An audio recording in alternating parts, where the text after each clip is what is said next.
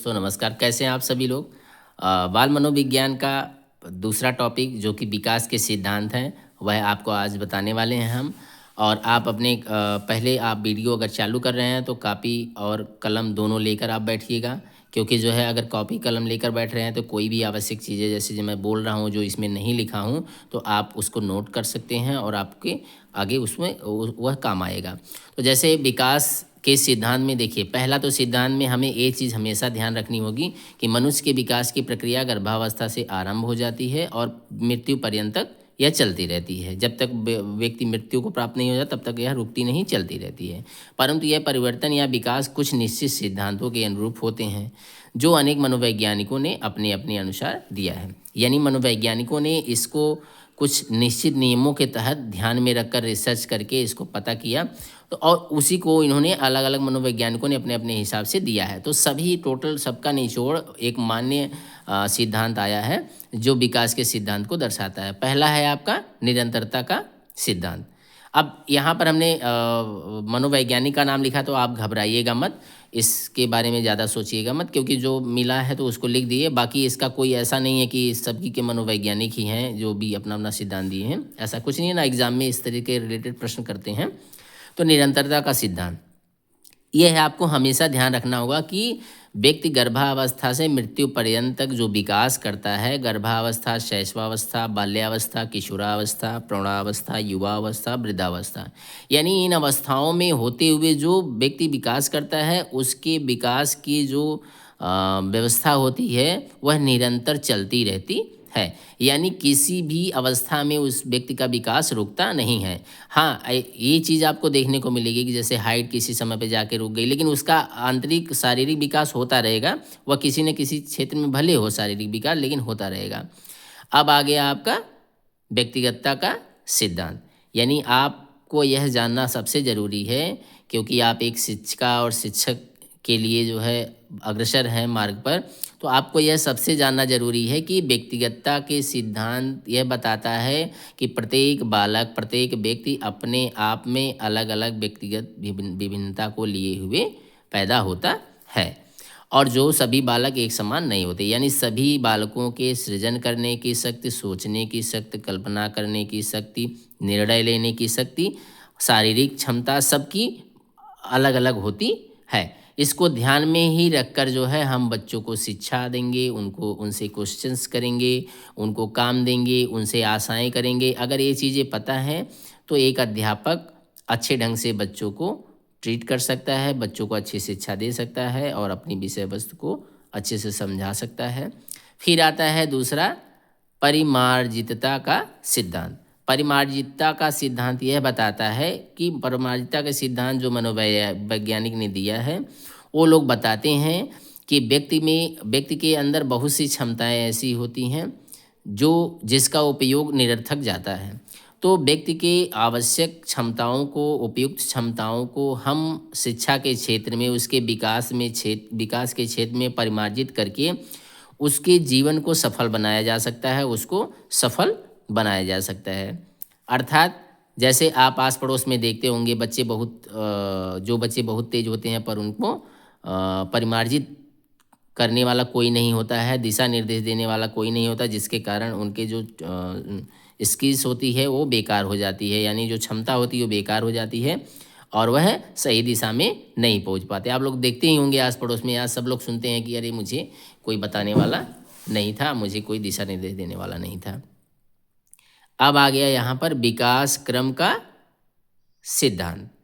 अब विकास क्रम का सिद्धांत यह इसमें बालक वैसे तो देखेंगे कि विकास क्रम का सिद्धांत में मतलब जो गर्भावस्था से मृत्यु पर्यंत तक निरंतर चलता रहता वह तो है ही, लेकिन यहाँ विकास क्रम के सिद्धांत में कुछ और चीज़ें मिली हैं। जैसे यहाँ पर कह रहे हैं कि विकास क्रम में जैसे बालक सबसे पहले क्या करता है, गामक और भाषा संबंधी विकास जिसमें बालक में होता है। उसके बाद बालक सबसे पहले क्रदन करता है यानी रोता है। उसके बाद फिर निरर्थक शब्दों का उच्चारण करता है। अंत में सार्थक शब्दों और वाक्यों का भी उच्चारण करने लगता है। इस प्रकार से जो है बच्चे में गामक विकास से पहले पहले जो है क्या है, हाथ पैर पटकता है, फिर घूमता है इधर के उधर यानी पलटता है, फिर बैठता है, उसके बाद खड़ा होता है। यानी यह विकास का क्रम यह बताता है कि जो भी बच्चे होते हैं पहले रोते हैं, फिर उल्टा सीधा शब्दों का उच्चारण करते हैं, गलत शब्दों का, फिर सार्थक शब्दों का उच्चारण करना सीखते हैं। और पहले बैठने से पहले क्या करते हैं, अपने शरीर को इधर उधर घुमाते हैं, यानी पलट जाते हैं। आपने देखा होगा ना कि बच्चे जब पीठ के बल पे लेटे रहते हैं तो कभी कभी पेट के बल पे धीरे धीरे 3-4 महीने के बाद आने लगते हैं। फिर बैठना बच्चा सीख जाता है, फिर उसके बाद धीरे धीरे बैलेंस बना के खड़ा होना सीख जाता है। इस प्रकार से धीरे धीरे खड़ा होके चलना सीख जाता है। यानी जो विकास का क्रम, मानव के विकास का क्रम है, शारीरिक क्रम, वह एक क्रम के अनुसार होता है। ऐसा नहीं है कि बच्चा डायरेक्ट जो है खड़ा हो जाएगा, वह अपने शरीर को बैलेंस करके एक क्रम अनुसार जो है आगे बढ़ता है। इस सारे हेडिंग के जो भी विकास क्रम के सिद्धांत, जो भी टोटल सिद्धांत दिए गए हैं, चाहे निरंतरता, चाहे व्यक्तिगतता, परमाणुता, विकास, जो भी हैं, इसके जो अर्थ हैं आप अगर समझे रहेंगे तो इससे रिलेटेड कोई भी क्वेश्चंस करेगा तो आप समझ जाएंगे। जैसे हो जाएगा कि शैशव अवस्था में एक बालक है जो जन्म के बाद 3-4 महीने के बाद पीठ के बल से पेट के बल होता है और फिर बैठता है, फिर धीरे धीरे खड़ा होता है। यह विकास के किस सिद्धांत से संबंधित है? तो ऐसा प्रश्न कर देगा, ऐसे 4 ऑप्शन आपको दे देगा। तो आप जब सारे आप सिद्धांत को पढ़े रहेंगे तो आसानी से ट्रिक कर सकते हैं कि फला विकास से संबंधित है। अब देखिए, सामान्य से विशिष्ट प्रक्रियाओं का सिद्धांत। अब यह क्या बोलता है? अब इसमें जो है सामान्य से विशिष्ट प्रक्रियाओं के सिद्धांत में मनोवैज्ञानिकों ने बताया है कि व्यक्ति जब पैदा होता है तो पहले सामान्य प्रक्रियाओं को करता है, फिर धीरे धीरे वह विशिष्ट प्रक्रियाओं को सीखता है। जैसे आपने देखा होगा कि बच्चे क्या होते हैं, पहले स्टार्टिंग में कोई भी चीज़ पाते हैं तो मुंह में अपने डाल लेते हैं, और फिर धीरे धीरे जो है वह जैसे बड़े होते हैं, जैसे सचेत होते हैं, संज्ञान उनका बढ़ता जाता है, उसी प्रकार से वह चीज़ों को, जैसे खाद्य पदार्थ ही मुंह में डालेंगे और कोई चीज़, मिट्टी या कोई ऐसी लकड़ी, कोई ऐसी चीज़ मुंह में नहीं डालेंगे। तो यह क्या है, सामान्य से विशिष्ट। यानी बालक जब सामान्य चीज़ों, सामान्य कार्य या प्रक्रियाओं को करते हुए फिर विशिष्ट प्रक्रियाओं की तरफ बढ़ता है। अब ऐसे भी प्रश्न मिला के आपसे पूछ सकता है। फिर केंद्र से निकट दूर का सिद्धांत। यह सिद्धांत हमें बताता है कि व्यक्ति का विकास केंद्र से निकट दूर की तरफ बढ़ता है। जैसे व्यक्ति के जब व्यक्ति पैदा होता है या गर्भावस्था में ही रहता है, उसी वहीं से स्टार्ट होता है। जैसे पहले व्यक्ति के केंद्र स्नायु तंत्र का, स्नायु मंडल का विकास होगा, फिर स्नायु मंडल से निकट जो भी रहेंगे, जो भी अंग उनके आएंगे, जैसे हृदय हो गया, जो भी चीज़ें, फेफड़ा हो गया, सारी चीज़ें यह धीरे धीरे विकास करते हुए दूर तक जाएंगे। यानी धड़ हो गया, हाथ, पैर, कमर, ये सारी चीज़ें सभी मानव में ये चीज़ होती है। यानी केंद्र से निकट दूर का सिद्धांत मनोवैज्ञानिकों ने लागू किया कि व्यक्ति का स्नायु मंडल के बाद धीरे धीरे उससे निकट, उससे दूर होते हुए सारे अंगों का विकास होता है। फिर मस्तकाधोमुखी विकास, यानी मस्तक अधोमुखी विकास। यह सिद्धांत यह बताता है कि व्यक्ति का विकास गर्भावस्था से लेकर मृत्यु पर्यंत तक कैसे चलता है। यानी मस्तक से अधोमुखी, यानी मस्तक से नीचे की तरफ विकास चलता है। यानी पहले बच्चे का मस्तक विकसित होगा, फिर उसके बाद धीरे धीरे उसके धड़, पैर, यानी सारे अंग और सारे उसके नीचे के हिस्से विकसित होते हैं। यानी आप देखते होंगे कि जब बच्चे पैदा होते हैं तो उनके सर बहुत बड़े रहते हैं शरीर की अपेक्षा, तो इससे आप अंदाज़ा लगा सकते हो। अब आ गया एकीकरण का सिद्धांत। एकीकरण का सिद्धांत यह कहता है कि जब व्यक्ति पैदा होता है, जब बालक पैदा होता है, तो वह धीरे धीरे जब अपने हाथ पैर को चलाना सीखता है, शरीर पे बैलेंस बनाना सीखता है, तो वह क्या करता है, पहले अपने पूरे शरीर को बैलेंस करता है, फिर उसके बाद धीरे धीरे एकीकरण के सिद्धांत की तरफ बढ़ता है। पहले बच्चा अपने हाथ पर पूरे कंट्रोल करता है, फिर उसके बाद हाथ के बाद अंगुलियों पर कंट्रोल करेगा, और अंगुलियों को कंट्रोल अलग अलग करने के बाद फिर एक साथ अंगुलियों को मतलब मुट्ठी लगाने में प्रयोग करता है। तो इस प्रकार से यह सिद्धांत बताता है कि व्यक्ति पहले अपने पूरे शरीर को बैलेंस करता है, फिर शरीर के विभिन्न भागों या अंगों को बैलेंस करना सीखता है। एकीकरण का सिद्धांत यही बताता है। सारे सिद्धांत के अनुसार जो भी चीज़ें बता रहे हैं उसको आप नोट कर लीजिएगा। इससे सारे से संबंधित ऐसे ही इससे रिलेटेड अर्थ को आपको क्वेश्चन बना देगा और इसको आंसर बना देगा, या इसको आंसर बना के एकीकरण सिद्धांत निम्नलिखित में से क्या दर्शाता है, ऐसे कर देगा और आपको नीचे 4 पॉइंट दे देगा, इससे रिलेटेड एक दे देगा, 3 गलत दे देगा आपको, या 3 सही देगा, 1 गलत देगा। अब आ गया परस्पर संबंध का सिद्धांत। अब इसमें क्या होता है, परस्पर संबंध के सिद्धांत में जैसे व्यक्ति का क्या है, भाषाई, सामाजिक, संवेगात्मक, मानसिक, चारित्रिक जितने भी विकास होते हैं सभी एक दूसरे से परस्पर कहीं ना कहीं जुड़े होते हैं। क्यों? क्योंकि जो है अगर व्यक्ति में संवेगात्मक विकास अस्थिर है तो उसका जो है मानसिक विकास भी अस्थिर रहेगा, सामाजिक विकास भी अस्थिर रहेगा। अगर आप देखिए, अगर आप अपने ऊपर सोच लीजिए, अगर आपका संवेगात्मक विकास स्थिर नहीं है, यानी आप अधिक क्रोध करते हो, जल्दी चिढ़ जाते हो किसी बात को लेकर, जल्दी किसी चीज़ को लेकर हार जाते हो, आप जल्दी डर जाते हो, तो आपका समाज में क्या स्थान रहेगा, यानी समाज में भी आपका विकास अच्छे ढंग से नहीं होगा, क्योंकि समाज में आप अपनी पहचान नहीं बना पाओगे, अपने चारित्रिक निर्माण नहीं कर पाओगे।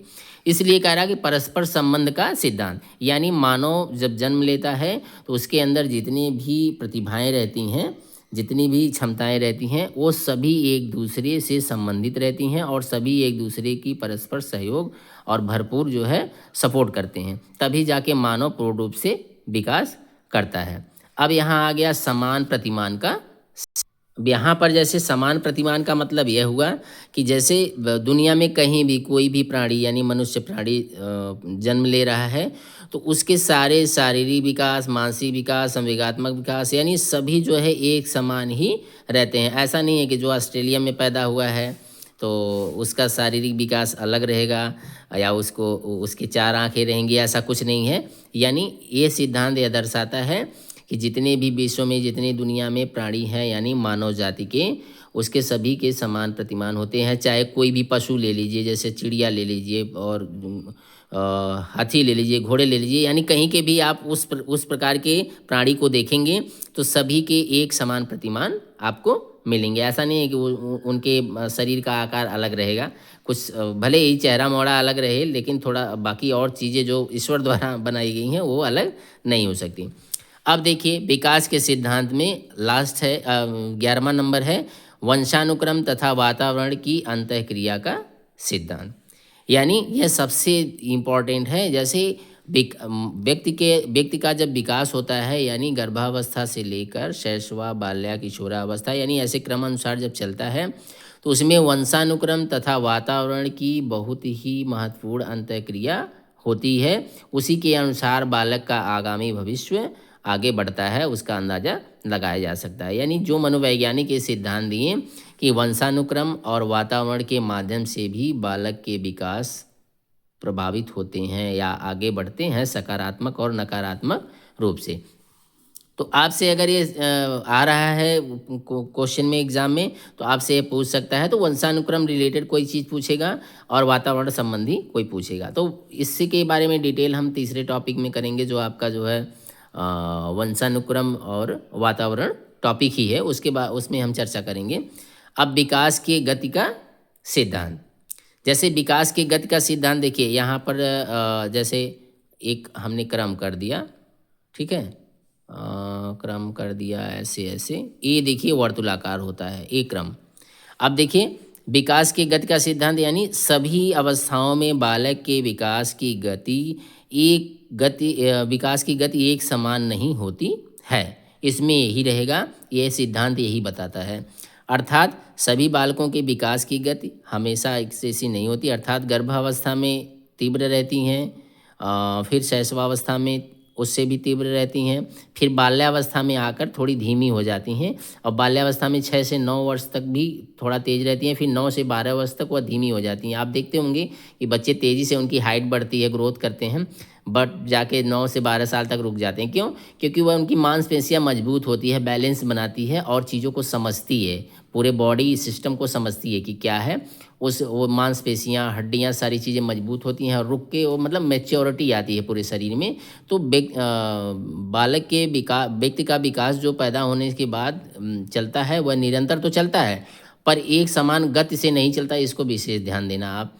वह वर्तुलाकार चलता रहता है, कभी रुकता है, कभी चलता है, कभी धीरे होता है, कभी रुकता तो नहीं है, कभी धीरे होता है, कभी तेज गति से होता है, कभी धीरे होता है, कभी तेज गति से होता है, ऐसा होता है। अब और क्षमा चाहते हैं, थोड़ा सा जो है हमने चक्राकार और वर्तुलाकार के सिद्धांत को बता दिया है। तो जो भी चीज़ें हमने बताया है चक्राकार और वर्तुलाकार के सिद्धांत से जुड़ के संबंधित रहता है। यानी बालक का विकास एक चक्र के आकार का और वर्तुलाकार रूप में होता है। जैसे वर्तुलाकार का हमने डायग्राम यहाँ पर बनाया है, यानी जो वर्तुलाकार ऐसे घूम के स्लो कभी तेज, ऐसे स्लो तेज होता रहता है। यानी फास्ट स्लो फास्ट होता रहता है। इस प्रकार विकास की गति में यह रहेगा कि सभी बालकों की विकास की गति एक जैसी नहीं होती है। यानी विकास की गति कम ज़्यादा होती रहती है। जैसे आप कभी देखते हो उदाहरण में बोलते हैं कि उनका बच्चा 10 साल का है, इतनी हाइट का है, इतना उसका शारीरिक ग्रोथ हुआ है, मानसिक ग्रोथ हुआ है, और हमारा बच्चा ऐसे है, ऐसा सुनते होंगे ना आप आस पड़ोस में। तो यही चीज़ें दर्शाता है कि विकास की गति सबकी एक समान नहीं होती, एक जैसी नहीं होती। थोड़ा सा आगे पीछे बच्चे रहते हैं। कुछ बच्चे जल्दी विकास करते हैं, तेज़ी से विकास करते हैं, कुछ बच्चे धीरे विकास करते हैं, पर सारे बच्चे विकास करते हैं। और यह भी एक इसमें नियम है कि जैसे गर्भावस्था में बच्चे जिस प्रकार से विकास करते हैं शैशवावस्था में नहीं करते हैं। शैशवावस्था में जिस प्रकार से बच्चों का विकास होता है, उनके हाथ पैर, हाइट, हृदय, आंतरिक से बाहरी जो भी संरचना है विकसित होती है, वैसे बाल्यावस्था में नहीं होती। बाल्यावस्था में जैसी होती है वैसे किशोरावस्था में नहीं होती। देखते हैं बच्चे 12 से 18 साल के बीच किशोरावस्था में जल्दी उनको उनमें शारीरिक जो है बायोलॉजिकल बदलाव जल्दी आते हैं। तो ये चीज़ें जो है इसी सिद्धांत पर लागू हैं। और इसका तो हमने बता दिया, जो पहले ही गलती से बता दिया था। अब आता है, अब इसके बाद जैसे आपने देख लिया ये सिद्धांत आपके टोटल हो गए।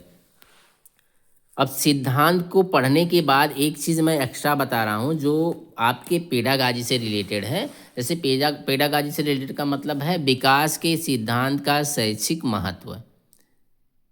विकास के सिद्धांत का शैक्षिक महत्व, अगर आप जो ये सिद्धांत पढ़े हो, इसका शिक्षा के क्षेत्र में क्या महत्व है, एक शिक्षक के लिए क्या ज़रूरी है, क्यों ज़रूरी है, इसको थोड़ा जल्दी फास्ट करके समझ लेते हैं क्योंकि वीडियो लंबी हो रही है। अब देखिए, विकास की गति और मात्रा सभी बालकों में एक जैसी नहीं होती है, अतः शिक्षक को व्यक्तिगत विभिन्नता को ध्यान में रखकर सभी बालकों से एक जैसे विकास की आशा नहीं करनी चाहिए। अगर जैसे बालक विकास के सिद्धांत को अगर आप पढ़ ली हो, जो शिक्षक जान गया है उसका शिक्षा के क्षेत्र में यही महत्व है कि शिक्षक सभी बालकों को यह जान जाता है कि सबकी विकास की गति एक जैसी नहीं होती है, अर्थात सबकी अलग अलग होती है, सब में व्यक्तिगत विभिन्नता अलग अलग होती है, इसलिए उनके अनुसार ही उस बालक से उस प्रकार की आशा की जाए। दूसरा है क्या, और अगर ऐसा किया जाए तो बालक में अपूर्णता या की भावना आ सकती है। यानी अगर ऐसा जो भी शिक्षक कर रहा है, जो भी अभिभावक कर रहे हैं, तो बालक में अपूर्णता की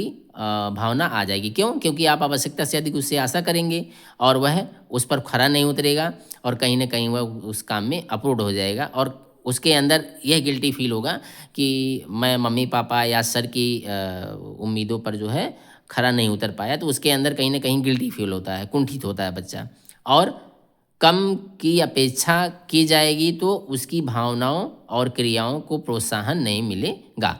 और अगर आवश्यकता से कम अगर आप आशा कर रहे हैं, अपेक्षा कर रहे हैं, तो उसकी भावनाओं और क्रियाओं को क्या है, जो जिस प्रकार का प्रोत्साहन चाहिए, मनोबल चाहिए, वह नहीं मिल पाएगा।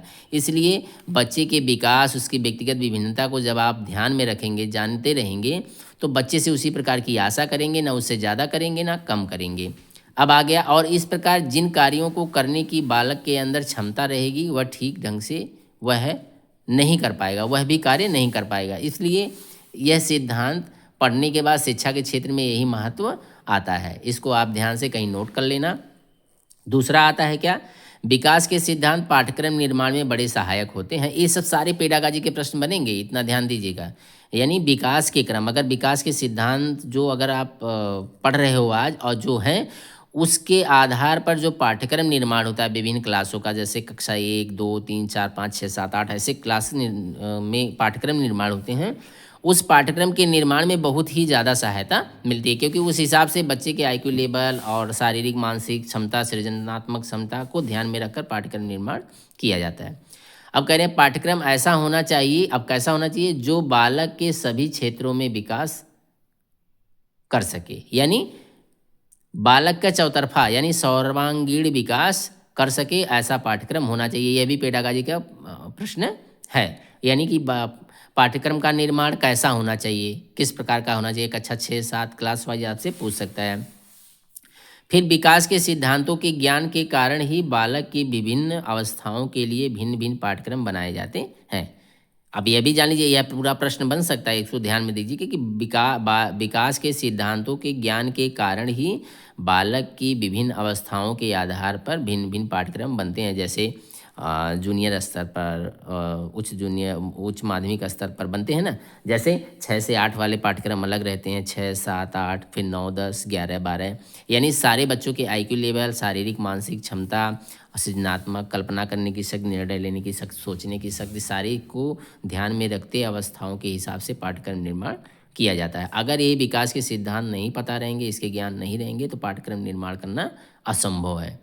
ये भी देखिए, नकारात्मक रूप से भी प्रश्न बना के पूछ सकते हैं। अब नंबर 3 पॉइंट आता है, विकास के सिद्धांतों के आधार पर यह अनुमान लगाया जा सकता है कि बालक का विकास सामान्य रूप से हो रहा है कि नहीं। यानी जो विकास की गति हमने पढ़ाया था, तो इससे यानी विकास की गति के सिद्धांत के आधार पर यह जान सकते हैं कि बालक का विकास सामान्य गति से हो रहा है कि नहीं। क्योंकि 2 बच्चों 4 बच्चों में आप उनके विकास का आकलन करेंगे, उनका मूल्यांकन करेंगे, तो आराम से आपको पता चल जाएगा कि कौन बच्चा कम ग्रोथ कर रहा है उम्र और शरीर के हिसाब से, कौन बच्चा ज़्यादा ग्रोथ कर रहा है, कौन बच्चा सामान्य कर रहा है, हिसाब से कर रहा है। ये चीज़ें आराम से आप जान सकते हो। अब कह रहे हैं कि इससे उनके विकास के लिए उचित शिक्षा व देखभाल की व्यवस्था तथा सहयोग दिया जा सकता है। यानी जब आपको पता चल जाएगा, आप जान जाओगे कि कौन बच्चा सही ग्रोथ कर रहा है, सही विकास उसका शारीरिक मानसिक हो रहा है, किस बच्चे का नहीं हो रहा है, तो आप जो आवश्यकता रहेगी उस हिसाब के उचित दिशा, शिक्षा व देखभाल की व्यवस्था करोगे आप, शारीरिक और मानसिक दोनों क्षेत्रों में। यानी शारीरिक रूप से रहेगा तो पौष्टिक आहार वगैरह आप उचित देंगे, और शिक्षा के क्षेत्र में रहेगा तो उसी शिक्षा देंगे क्लास वाइज।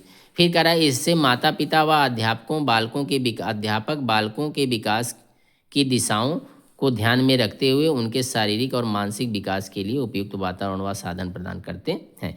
तो विकास के सिद्धांत अगर एक अध्यापक होने के नाते, अध्यापिका होने के नाते आपको पता है, तो आप उसी हिसाब से उस बच्चों के साथ पेश आओगे, बच्चों के लिए शिक्षा की व्यवस्था करोगे, बच्चों का मार्गदर्शन करोगे, बच्चों का सहयोग करोगे। और माताएं और जो अभिभावक हैं, माता और पिता क्या करेंगे, उनको पौष्टिक भोजन देंगे, उनकी देखभाल करेंगे, उस प्रकार का वातावरण देंगे अध्यापक। तो ये चीज़ें हमको शिक्षा के क्षेत्र में फ़ायदा मिलता है। फिर आप आ जाइए, विकास नंबर 4 है, विकास किस प्रकार होता है, इसके ज्ञान से अभिभावक व अध्यापक यह निर्धारित कर सकेंगे कि बालक के विकास के लिए कब कम और कब अधिक प्रयत्न करना है। यह भी सही है। अब बालक के विकास जो सिद्धांत अगर अभिभावक और अध्यापक जान रहे हैं, तो वह बच्चे को के ऊपर कब कम ध्यान देना है, कब अधिक ध्यान देना है, वह भी वो उम्र के हिसाब से, अवस्था के हिसाब से कर लेंगे। जैसे आप सुनते हो ना कि किशोरावस्था में बच्चे अधिक बिगड़ते हैं, अधिक गलत रास्ते पे भटक जाते हैं, किसी की सुनते नहीं है। तो ये कैसे है, यानी विकास के हिसाब से ही है ना। फिर उसके बाद आ गया, मतलब जब शिशु चलना सीखता है, उसे उस समय चलने के लिए अभ्यासपूर्ण अवसर, उपयुक्त सहायक सामग्री प्रदान की जाती है। जैसे वही उदाहरण हमने बता दिया कि जब आपको पता है, अध्यापक को यानी एक माता पिता को पता है कि शिशु कब चल रहा है, कितने महीने पे चलना सीखता है, उस हिसाब से उसको सपोर्ट देते हैं, उसको चलने का अभ्यास अधिक से अधिक कराते हैं, उसको अधिक से अधिक अवसर देते हैं। यानी छोड़ के नहीं दूर लोग जाते हैं कि आ जाओ बेटा आ जाओ, बोलते हैं ना। फिर उपयुक्त सहायक सामग्री प्रदान करते हैं, यानी कोई भी गाड़ी वगैरह दिलाएंगे जिसको पकड़ के वह चल सके, सपोर्ट लेकर उसके कदम आगे बढ़ सकें धीरे धीरे। अब आ गया, इसलिए माता पिता व अध्यापक बालकों से ऐसा करने की अपेक्षा नहीं करनी चाहिए जो उनकी विकास की अवस्था से परे हो। अब यह है, विकास के सिद्धांत पता रहेंगे तो माता पिता जो हैं और अध्यापक हैं, वह बालकों से ऐसा कोई चीज़ नहीं अपेक्षा करेंगे या चाहेंगे जो बालकों के विकास से परे हो, यानी उनकी अवस्थाओं से परे हो। जैसे आप शैशवावस्था में बच्चों से ये नहीं चाहेंगे कि बाल्यावस्था कितना उनकी समझदारी आ जाए, वो सोचें, डर जाएं, चीज़ों को माना करें, मान जाएं, वो शरारतें अपनी करते रहेंगे एज के हिसाब से। अगर आपके भी घर में बच्चे हैं तो इस चीज़ का ध्यान दीजिएगा, आप परेशान बिल्कुल ना होइएगा। अब आगे आ गया, यदि ऐसा किया जाएगा तो परिणामतः बच्चों में कुंठा, तनाव व स्नाविक दुर्बलता आ सकती है। यानी आप एज के हिसाब से, उनकी अवस्थाओं के हिसाब से अगर आप अपेक्षा अधिक कर लिए, उम्मीद अधिक कर लिए, और उनको आप उनके एज और अवस्थाओं के से अधिक आप सीनियर और मेच्योर बनाना चाहेंगे, तो उनमें बच्चों में क्या आ सकता है, कुंठा, तनाव, स्नाविक दुर्बलता, यानी दिमागी सोच समझ की दुर्बलता, आ सकती है, अर्थात वह अधिक डर जाएंगे, किसी काम को करने से पहले डरेंगे और किसी चीज़ को समझ नहीं पाएंगे, समस्याओं के आने से पहले ही वो घबरा जाएंगे बहुत अधिक, ये सब चीज़ें हैं। अब देखिए जैसे एक उदाहरण है, प्राथमिक कक्षा के एक बालक से अमूर्त अवधारणाओं और सिद्धांतों का विवेचन करने की अपेक्षा करना यह गलत है। यानी आप प्राथमिक कक्षा वाले बच्चे कितने होंगे एज में, जैसे 5 साल के बच्चे होते हैं, एडमिशन होता है 6, 7, 8, 9, 10, यानी 10 साल के अंदर के जो बच्चे हैं, यानी कक्षा 5 के अंदर के जो बच्चे हैं एज वाले, उनसे आप चाहोगे कि वह अमूर्त अवधारणाओं के सिद्धांतों का विवेचन करें। यानी अमूर्त का मतलब जो बिना देखे अपने दिमाग से इमेजिन करके सोच कर किसी चीज़ को बोलें, तो यह मुश्किल है, क्योंकि उनके अंदर अमूर्त चिंतन की शक्ति विकसित नहीं हो पाती है। तो इस प्रकार से ये रहा आपका आज का टॉपिक नंबर 2, विकास के सिद्धांत, पूरे फुल रूप से कंप्लीट, वो भी पेडागाजी के साथ। आप इसको वीडियो को ध्यानपूर्वक सुन के जो भी ज़रूरी है नोट तैयार कर लीजिए, इसके बाहर से क्वेश्चन कोई नहीं आएगा। मिलते हैं फिर नई टॉपिक के साथ, अगले टॉपिक के साथ। जय हिंद।